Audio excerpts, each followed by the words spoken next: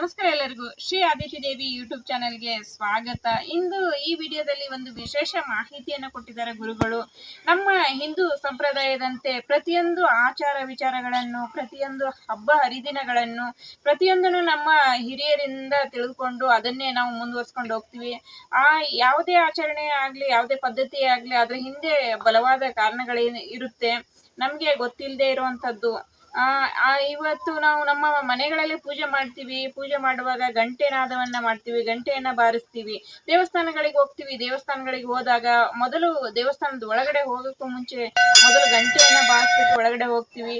ಇದರ ಹಿಂದಿನ ಕಾರಣ ಏನು ಅಂತ ನಮ್ಗೂ ಇದುವರೆಗೂ ಗೊತ್ತಿಲ್ಲ. ಕೆಲವ್ರಿಗೆ ಗೊತ್ತಿರಬಹುದು.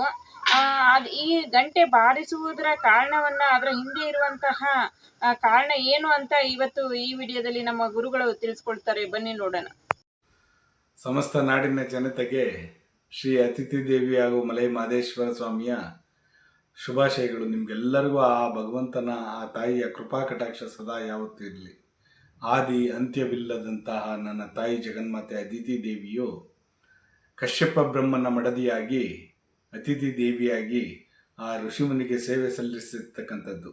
ಪರಮೇಶ್ವರನ ಕುಂತ್ಕೊಂಡು ತಪಸ್ಸನ್ನು ಮಾಡಿ ಮುಂದಿನ ಜನ್ಮದಲ್ಲಿ ರೇಣುಕೆಯಾಗಿ ಜಗನ್ಮಾತೆ ಸ್ವರೂಪಿಣಿಯಾಗಿರ್ತಕ್ಕಂಥ ರೇಣುಕಾ ಯಲ್ಲಮ್ಮನಾಗಿ ಸೃಷ್ಟಿಸ್ಥಿತಿ ಲಯಕಾರಕರಾಗಿರ್ತಕ್ಕಂಥ ಮಹಾವಿಷ್ಣುವನ್ನೇ ತನ್ನ ಮಗನಾಗಿ ಪಡೆದಿರ್ತಕ್ಕಂಥ ಜಗನ್ಮಾತೆ ಸ್ವರೂಪಿಣಿಯಾಗಿರ್ತಕ್ಕಂಥ ರೇಣುಕಾ ಯಲ್ಲಮ್ಮ. ಇಂಥ ಮಹಾಪತಿವ್ರತೆಯಾಗಿರ್ತಕ್ಕಂಥ ನನ್ನ ತಾಯಿಗೆ ಪಾದಾರಬಿಂದಗಳಿಗೆ ವಂದಿಸುತ್ತಾ ಜಗನ್ಮಾತೆಯ ಒಂದು ಅನುಷ್ಠಾನವನ್ನು ತಮಗೆ ಹೇಳ್ತೀನಿ. ದೇವಾಲಯದಲ್ಲಿ ಗಂಟೆ ಯಾಕೆ ಹೊಡಿಬೇಕು? ಮನೆಯಲ್ಲಿ ಯಾಕೆ ಘಂಟಾನಾದ ಮಾಡಬೇಕು? ಘಂಟಾನಾದ ಯಾಕೆ ಮಾಡಬೇಕು ಅಂತಂದರೆ, ದೇವಾಲಯಗಳಲ್ಲಿ ಏಕಾಗ್ರತೆಯನ್ನು ಬರ್ತಕ್ಕಂಥದ್ದು.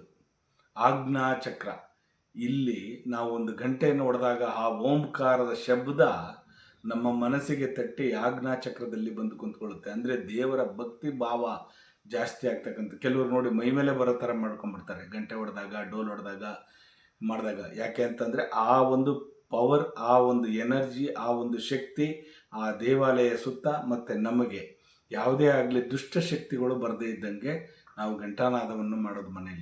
ಮನೆ ಒಳಗಡೆ ಯಾವಾಗ ಓಂಕಾರ ಶಬ್ದವನ್ನು ನಾವು ಮಾಡ್ತೇವೋ, ಡಣ್ಣಂಥ ಶಬ್ದ ಯಾವಾಗ ಮಾಡ್ತೇವೋ ಅಲ್ಲಿರ್ತಕ್ಕಂಥ ವೇರಿಯೇಷನ್ನೇ ಬೇರೆ. ಅಲ್ಲಿರ್ತಕ್ಕಂಥ ಶಕ್ತಿಗಳೇ ದೂರ ಆಗ್ತವೆ. ಅಂದರೆ ದುಷ್ಟಶಕ್ತಿಗಳು ಯಾವುದೂ ಮನೆ ಒಳಗಡೆ ಇರಲ್ಲ. ನೋಡಿ, ಕೆಲವು ಅನ್ಯ ಧರ್ಮೀಯರು ಕೂಡ ನಮ್ಮನ್ನು ಅನುಸರಿಸಿಕೊಂಡು ಇವತ್ತು ಚರ್ಚ್ಗಳಲ್ಲೂ ಕೂಡ ಗಂಟೆಯನ್ನು ಮಾಡ್ತಾರೆ. ಆ ಡಣ್ ಅಂತ ಶಬ್ದ ಬಂದಾಗ ಆ ಅಕ್ಕಪಕ್ಕದಲ್ಲಿರ್ತಕ್ಕಂಥ ಒಂದು ಏಕಾಗ್ರತೆ ಕೂಡ ನಮ್ಮ ದೇವಾಲಯಗಳ ಮೇಲೆ ಇರುತ್ತೆ. ಯಾವಾಗ ಘಂಟನಾದವನ್ನು ನಾವು ಮಾಡ್ತೀವೋ ಏಕಾಗ್ರತೆ ಬರುತ್ತೆ. ಆಜ್ಞಾಚಕ್ರದಲ್ಲಿ ಭಕ್ತಿ ಭಾವ ಅಂತಕ್ಕಂಥದ್ದು ತನಗೆ ತಾನೇ ಬರುತ್ತೆ. ಅದಕ್ಕೋಸ್ಕರನೇ ಘಂಟಾನಾದವನ್ನು ಮಾಡ್ತಕ್ಕಂಥದ್ದು. ಮುಂದಿನ ದಿನಗಳಲ್ಲಿ ತೆಂಗಿನಕಾಯಿ ಬಗ್ಗೆ ಆಗಲಿ, ದೀಪಗಳನ್ನು ಯಾವ ರೀತಿ ಬೆಳಗಿಸ್ಬೇಕು, ತೆಂಗಿನಕಾಯಿ ಯಾವ ರೀತಿ ಹೊಡಿಬೇಕು, ತೆಂಗಿನಕಾಯಿನ ಮಹತ್ವವೇನು, ನಾವು ಯಾಕೆ ಆರತಿಯನ್ನು ಬೆಳಗಬೇಕು, ದೀಪಕ್ಕೆ ಯಾವ ರೀತಿ ಪ್ರಜ್ವಲವಾಗಿ ಯಾವ ದಿಕ್ಕಿನಲ್ಲಿ ದೀಪವನ್ನು ಬೆಳಗಿಸ್ಬೇಕು, ಮನೆಯಲ್ಲಿ ದೇವರ ಕೋಣೆಯಲ್ಲಿ ಏನೇನು ಇಡಬೇಕು, ಇದನ್ನು ಮುಂದಿನ ದಿನಗಳಲ್ಲಿ ಒಂದೊಂದಾಗಿ ನಿಮಗೆ ತಿಳಿಸ್ಕೊಡ್ತೀನಿ. ಖಂಡಿತವಾಗೂ ಈಗ ನೀವು ಮಾಡ್ತಕ್ಕಂಥ ಕೆಲಸದಲ್ಲಿ ಘಂಟಾನಾದವನ್ನು ಏಕೆ ಮಾಡಬೇಕು ಅಂತ ತಿಳ್ಕೊಂಡ್ರಲ್ಲ, ಮುಂದೆ ಒಂದು ವಿಶೇಷವಾಗಿರ್ತಕ್ಕಂಥ ಅನುಷ್ಠಾನವನ್ನು ನಮ್ಮ ಎಪಿಸೋಡ್ನಲ್ಲಿ ನಾವು ತಿಳಿಸೋಕ್ಕೆ ಇಷ್ಟಪಡ್ತೀವಿ. ಹಿಂದೆ ನೋಡಿ, ಆ ಘಂಟಾನಾದವನ್ನು ಯಾಕೆ, ಶಂಖನಾದವನ್ನು ಯಾಕೆ ಮಾಡ್ತಾರೆ, ಘಂಟಾನಾದವನ್ನು ಯಾಕೆ ಮಾಡ್ತಾರೆ ಅಂದರೆ, ನೋಡಿ, ಈ ದ್ವಾಪರ ಯುಗದಲ್ಲಿ ಶ್ರೀಕೃಷ್ಣ ಪರಮಾತ್ಮರು ಯುದ್ಧಕ್ಕೆ ಹೊರಟಾಗ ಶಂಖನಾದವನ್ನು ಮಾಡ್ತಾರೆ. ಅಂದರೆ ದಿಗ್ವಿಜಯದ ಸಂಕೇತ. ನಾನು ಧರ್ಮದಿಂದ ಈ ಯುದ್ಧವನ್ನು ಗೆಲ್ಲುತ್ತೇನೆ ಅಂತೇಳಿ ಕೃಷ್ಣ ಶಂಖನಾದವನ್ನು ಮಾಡ್ತಾರೆ. ಆ ಶಂಖನಾದದಿಂದ ಎಷ್ಟೋ ಅವ್ರಿಗೆಲ್ಲನೂ ವೈಬ್ರೇಷನ್ಗಳಾಗ್ಬಿಡುತ್ತೆ. ಅವ್ರಿಗೆಲ್ಲರಿಗೂ ಎಷ್ಟೋ ಒಂದು ಶಕ್ತಿ, ಆ ರೀತಿ ಒಂದು ಪವರ್ ಬಂದ್ಬಿಡುತ್ತೆ ಪಾಂಡವರಿಗೆ. ಆ ಥರ ನಮ್ಮ ದೇವಾಲಯಗಳಲ್ಲಿ ಘಂಟಾನಾದವನ್ನು ನಾವು ಮಾಡಿದಾಗ ಅದರಲ್ಲಿರ್ತಕ್ಕಂಥ ಶಕ್ತಿನೇ ಬೇರೆ. ಹಾಗಾಗಿ ದಯವಿಟ್ಟು ತಾವೆಲ್ಲರೂ ಮನೆ ಒಳಗಡೆ ಜಾಗಟೆ ಬಡಿಯೋದ್ರಿಂದ ಢಣ್ಣಂತ ಶಬ್ದ ಬರುತ್ತೆ ನೋಡಿ, ಅದು ಓಂಕಾರ ಸ್ವರೂಪ. ಅಹಂ ಬ್ರಹ್ಮಾಸ್ಮಿ ಅಂತಕ್ಕಂಥದ್ದು. ಓಂಕಾರ ಸ್ವರೂಪಿಣಿಯಾಗಿರ್ತಕ್ಕಂಥ ಜಗನ್ಮಾತೆ, ಓಂಕಾರದಲ್ಲಿ ಕುಂತಿರ್ತಕ್ಕಂಥ ಪರಮೇಶ್ವರನ ನಮ್ಮ ಆಜ್ಞಾಚಕ್ರಕ್ಕೆ ಬಂದು ಕೂತ್ಕೊಂಡಾಗ ಹೃದಯದಲ್ಲಿ ಭಕ್ತಿ ಭಾವ ಬರ್ತಕ್ಕಂಥದ್ದು. ಹಾಗಾಗಿ ಗಂಟೆಯನ್ನು ದಯವಿಟ್ಟು ಪೂಜಾ ಸಮಯದಲ್ಲಿ ಬಾರಿಸಿ. ನಿಮಗೆಲ್ಲ ಕಳಕಳಿಯಾಗಿ ಪ್ರಾರ್ಥನೆ ಮಾಡ್ತೀನಿ. ನಿಮ್ಮೆಲ್ಲರಿಗೂ ಒಳ್ಳೆಯದಾಗಲಿ. ತಾಯಿ ಜಗನ್ಮಾತೆ ಸ್ವರೂಪಿಣಿಯಾಗಿರ್ತಕ್ಕಂಥ ರೇಣುಕಾ ಯಲ್ಲಮ್ಮ ಹಾಗೂ ನನ್ನ ತಂದೆ ಜಗನ್ಮಾತೆ ಪರಮಾತ್ಮನ ಸ್ವರೂಪನಾಗಿರ್ತಕ್ಕಂಥ ಮಲೆ ಮಾದೇಶ್ವರ ನಿಮ್ಮ ಜೀವನದಲ್ಲಿ ಸುಖ, ಶಾಂತಿ, ನೆಮ್ಮದಿ, ಆರೋಗ್ಯ, ಭಾಗ್ಯ ಎಲ್ಲವನ್ನು ಕೊಟ್ಟು ಕಾಪಾಡಲಿ. ಉದೋ ಯಲ್ಲಮ್ಮ, ಉದೋ ಯಲ್ಲಮ್ಮ, ಹುಗೇ ಮಾದಪ್ಪ, ಹುಗೇ ಮಾದಪ್ಪ.